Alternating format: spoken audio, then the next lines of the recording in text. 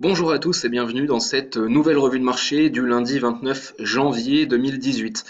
Aujourd'hui, nous allons analyser l'euro-dollar, le DAX 30 ainsi que le WTI. Mais tout d'abord, si vous le souhaitez, si vous souhaitez m'encourager à produire ce contenu gratuit et pédagogique, n'hésitez pas à laisser un pouce bleu en bas à droite de la vidéo. Alors, nous avons sous les yeux un graphique du DAX 30. Le DAX 30, on le voit, qui bute sur le niveau des 13 500 points à moyen terme, puisqu'il s'agit ici d'un graphique hebdomadaire. On remarque une phase 4 au niveau des bandes de Bollinger. Donc voilà, notre biais sera plutôt baissier sur cet actif. Maintenant, si on va voir le DAX 30 en journalier, avec des bougies en journalier, qu'est-ce que l'on peut remarquer d'autre? Eh bien, tout simplement que il y a de fortes probabilités en début de semaine prochaine que l'on revienne chercher ce niveau des 13 500 points. Par conséquent, en intraday en début de semaine prochaine, on pourra éventuellement rechercher des achats, même si le biais pour la semaine sera plutôt baissier. Voilà. Maintenant, sur un graphique horaire, que pouvons-nous observer? Eh bien, d'abord que mon analyse de la semaine dernière s'est plutôt très bien réalisée. Pour ce qui est de la semaine prochaine, voilà, tout simplement, on a toujours la même zone de short ici. On pourra rechercher des shorts donc vers les 13 500, 13 600 points. Et en début de semaine prochaine, ça pour moi en M15, on pourra éventuellement rechercher des setup acheteurs vers les 13 500 points avant de repasser short. Voilà pour ce que je pense du DAX 30. Maintenant, concernant l'euro-dollar, on a une configuration assez décisive. Vous voyez ici donc l'euro-dollar sur un graphique mensuel. On remarque ce canal ici baissier et on remarque également bien, tout simplement que le prix aujourd'hui a rejoint la borne haute de ce canal baissier. Donc en toute logique, tant que ce canal baissier n'est pas vraiment franchi, on recherchera plutôt des shorts. En tout cas, moi, c'est mon opinion sur l'euro-dollar, même si un scénario haussier reste tout à fait possible, puisque en analyse technique, vous voyez ici une sortie de compression au niveau des bandes de Bollinger en hebdomadaire, donc c'est quand même un très fort signal haussier, mais je reste quand même plutôt sceptique quant à une continuation de cette tendance haussière. Voilà, je vous l'avais déjà dit. Voilà, donc on s'est extirpé de ce range pour rejoindre la borne haute de ce canal baissier. Pour moi, tant qu'on n'aura pas franchi les 1,25, on recherchera plutôt des shorts.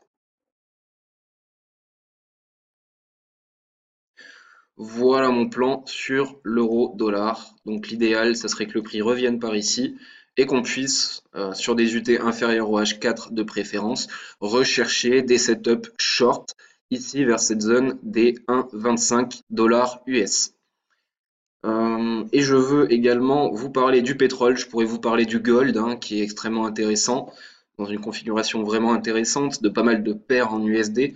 Dans le cadre de la lettre DMT, on a d'ailleurs pris un trade plutôt sympathique sur le GBP USD. Si on va en hebdo, on dirait le Bitcoin. Mais bon, on va essayer de rester sur quelques actifs. Alors moi, je pense que voilà, au cours de la semaine prochaine sur le GBP USD, on pourra peut-être plutôt rechercher des shorts dans la mesure où on a quand même très très largement corrigé, comme je m'y attendais, la baisse post-Brexit. Aujourd'hui, sur ces niveaux-là, pourquoi pas rechercher quelques shorts dans la mesure où je pense qu'on va assister à un rebond du dollar US. Voilà, c'était un petit mot à propos du GBP USD. En tout cas, nous, on était bien à la hausse à partir d'ici, donc c'était pas trop mal. On va aller voir maintenant le pétrole US, le pétrole de brut US. Alors aujourd'hui, on a quand même une tendance haussière tout à fait forte. Donc évidemment, on recherchera toujours des achats. Mon plan de la semaine passée s'est plutôt bien passé. Mais voilà, en journalier, ce qu'on peut remarquer, c'est que le prix a monté quasiment en ligne droite sans faire de véritable pause et une tendance pour continuer de façon saine a besoin de pause, de consolidation. Donc voilà, on peut quand même s'attendre à une consolidation sur le baril de brut US au cours de la semaine prochaine. Donc ne recherchez pas des achats de façon trop compulsive. attendez un véritable plan. Et en termes de plan, qu'est-ce qu'on pourrait formuler? Pour ceux qui sont un petit peu aventureux et agressifs, on peut imaginer voilà, une zone de short vers ce niveau-là. Mais mon plan privilégié reste haussier et on pourra acheter les 65 USD.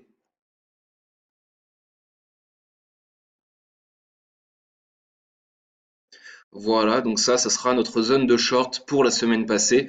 On attendra que le prix revienne chercher cette zone des 65 USD pour reprendre des achats dans l'optique d'aller chercher de nouveaux plus hauts sur cet actif.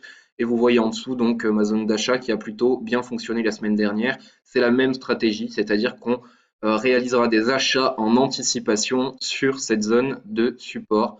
Donc voilà, la même stratégie qu'ici qui avait payé.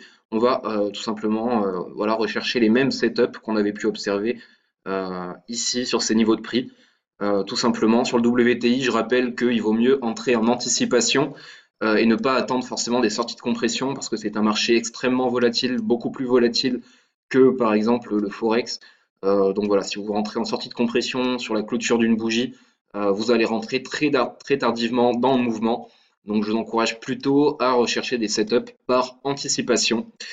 Voilà, on a donc vu les trois actifs dont je voulais vous parler aujourd'hui. Je vous souhaite beaucoup de réussite sur les marchés pour cette nouvelle semaine.